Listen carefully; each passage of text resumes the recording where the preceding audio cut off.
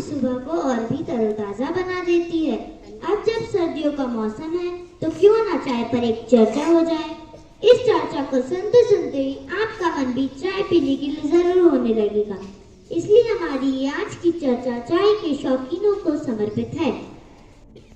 जी हाँ, आज ये चर्चा इसलिए क्योंकि आज इंटरनेशनल टी डे है। मतलब कल इंटरनेशनल टी डे था, मतलब अंतर्राष्ट्रीय चाय दिवस। वैसे तो संयुक्त राष्ट्र ने वर्ष 2019 में हर साल 21 मई को मनाने की घोषणा की थी, लेकिन भारत सहित बहुत से देश 15 दिसंबर को ही इंटरनेशनल टी डे मनाते हैं। लेकिन कोई बात नहीं, जिस तरह दिन भर में 2 कप चाय पीने से कुछ नहीं होता, उसी प्रकार साल भर में सबकी पसंदीदा चाय का भी 2 बार सम्मान करने में कोई बुरी बात नहीं। हाँ, चाय भारत के लोगों की चाय जीवन शैली का अभिन्न हिस्सा है। यहाँ सुबह की शुरुआत और शाम का स्वागत चाय से ही होता है। हाँ, पुराने दोस्तों के साथ पुरानी यादों को याद करते हुए चाय की प्याली के साथ ही छलकती है और नई दोस्ती की शुरुआत भी चाय के नाम पर ही होती है। पूरी दुनिया में चाय को लेकर सभी बहुत इमोशनल है, क्योंकि जब हमारे घर का सबसे बड़ा चाय बनाए तो उसे आशीर्वाद और प्यार के साथ पिया जाता है, और जब हमारे घर का सबसे छोटा चाय बनाए तो उसे घर का ख्याल रखने वाला व्यक्ति समझा जाता है। इसलिए सभी को सभी की चाय पसंद नहीं आती। हाँ, देश के बुद्धिजीवी देश के भविष्य और वर्तमान पर चर्चा करते हैं, और अगर कोई चाय बनाने वाला अगर किसी बड़े मुकाम पर पहुंच जाए तो हर किसी की जुबान पर उसी के चर्चे होते हैं। और हमारे देश के प्रधानमंत्री नरेंद्र मोदी जी भी उनमें से एक है, जिन्होंने अपना सफर एक चाय वाले के तौर पर शुरू किया। हमारे देश में मध्यम वर्गीय परिवारों में दिन में 2 बार तो चाय बनती ही है।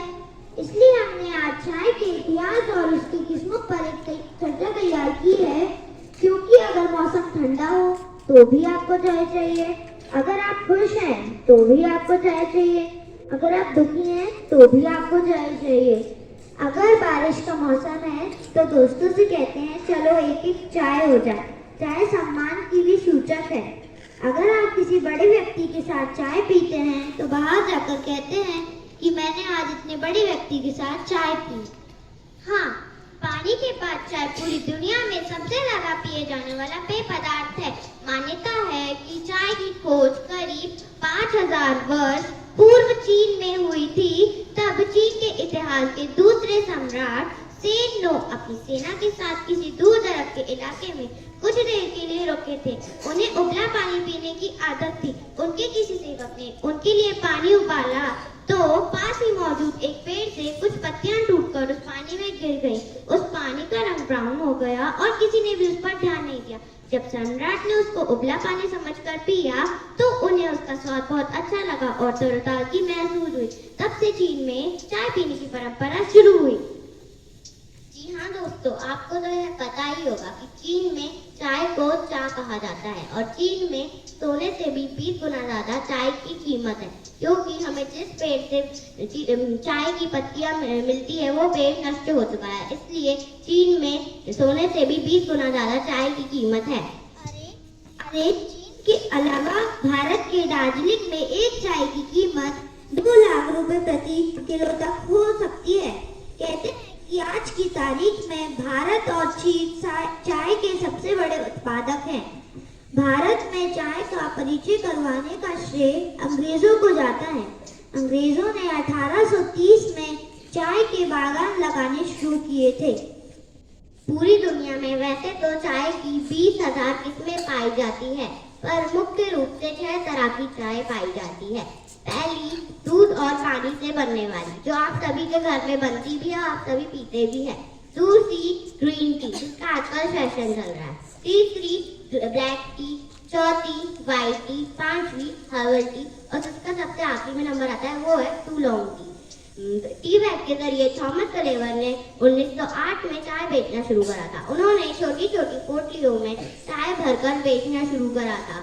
उनकी दुकान पर आने वाले ग्राहकों ने सोचा कि इन पोटलियों को पानी में भरकर पीना चाहिए, पानी में डुबोकर पीना चाहिए। कुछ ही लोगों ने ऐसा गलतफहमी में कर भी लिया। तब तब से हम जहाँ चाहे जब चाहे की बैग के जरिए चाय पी सकते हैं। अलग अलग लेखकों ने चाय के बारे में अलग अलग तथ्य भी कहे हैं। जैसे किसी ने कहा है चाय हमारी जीवन का अमृत है, तो किसी ने कहा है जहाँ जाओ वहाँ रहो। अब जब चाय को जिस भी रूप में देखो, हमारी दुनिया में कुछ ऐसे भी लोग हैं जिनकी सुबह बिना चाय के नहीं होती और जिनकी शाम भी बिना चाय के नहीं हो सकती। लेकिन जरूरत से ज्यादा चाय भी आपके लिए हानिकारक हो सकती है, इसलिए इसे कंट्रोल में पीजिए, नियंत्रण में पीजिए। अरे क्या तुम्हें पता है चाय के कुछ और भी फायदे होते हैं? हाँ, तो और क्या फायदे होते हैं हमें बताओ। चाय एक पेय पदार्थ है। चाय से शरीर में फुर्ती आती है, चाय से सिर दर्द कम होता है, चाय में एंटी एलर्जिक गुण होते हैं। तुम्हें पता है चाय के नुकसान भी होते हैं? हाँ, और क्या नुकसान होते हैं हमें बताओ। चाय पीने से आंतों को नुकसान पहुंचता है, चाय पीने से सीने में जलन की समस्या होती है, ज्यादा चाय पीने से घबराहट होती है।